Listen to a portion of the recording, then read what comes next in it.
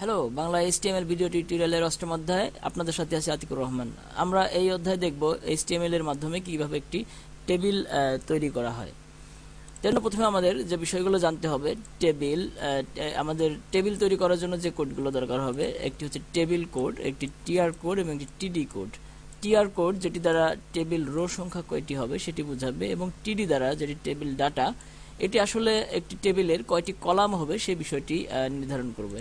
তো আমরা এই যে প্রজেক্টটি যে টেবিলটি ইতিমধ্যে তৈরি করেছি, সেই টেবিলটি যদি আমরা দেখি, এখানে দুইটি কলাম এবং দুইটি রো রয়েছে। সো এই ধরনের টেবিল, এবং পাশে দেখতে পাচ্ছি আমরা টেবিলটির বর্ডার রয়েছে। এই ধরনের টেবিল কিভাবে তৈরি করা যায় এইচটিএমএল এর মাধ্যমে সেই বিষয়টা আমরা দেখব।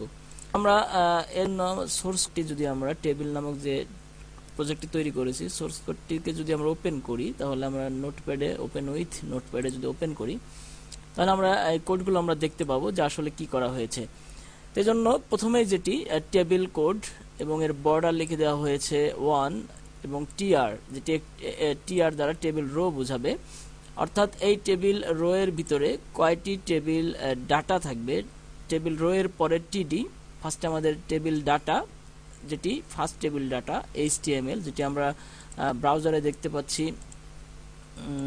এখানে এইচটিএমএল এর প্রথম যে লেখাটি, দেন পরের কোডটুকু আমরা টিডি ক্লোজ, দেন পরে আরেকটি টিডি, ঠিক একই টিআর কোডের ভিতরে আরেকটি টিডি টিউটোরিয়াল, দেন আমাদের টিআর ক্লোজ, অর্থাৎ এই টিআর অর্থাৎ টেবিল রো এর ভিতরে মোট দুইটি টেবিল ডাটা বা টেবিল কলাম যেটি তৈরি হবে। দেন আরেকটি আমরা টিআর নিয়েছি আরেকটি টেবিল রো এর জন্য, ঠিক একইভাবে টিডি বা টেবিল ডাটা বাই আতিকুর, এই লেখাটি লিখে দিয়েছি, দেন টিআর ক্লোজ, দেন টেবিল ক্লোজ। এখন যদি আমরা আরেকটি টেবিল রো তৈরি করতে চাই, তাহলে জাস্ট এখানে আমাদের টিআর লিখে দিয়ে আমরা যে কোনো একটি লেখা, লেসন,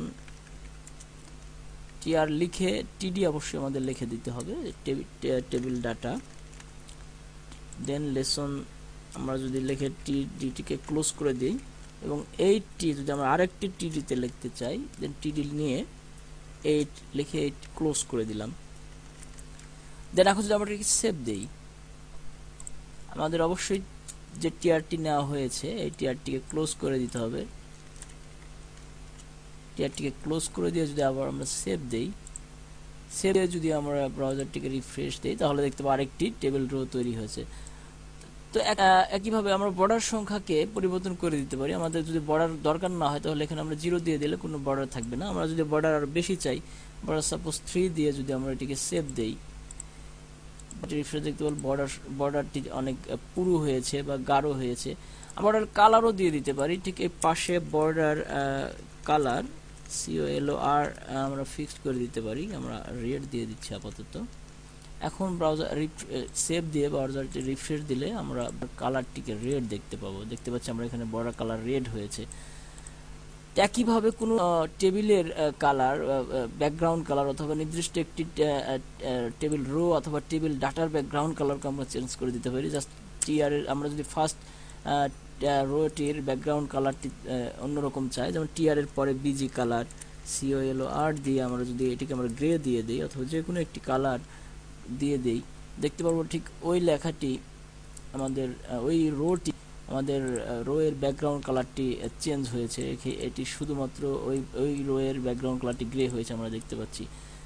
তো এভাবে আমরা এইচটিএমএল এর মাধ্যমে সহজেই একটি টেবিল তৈরি করতে পারি। সবাইকে ধন্যবাদ।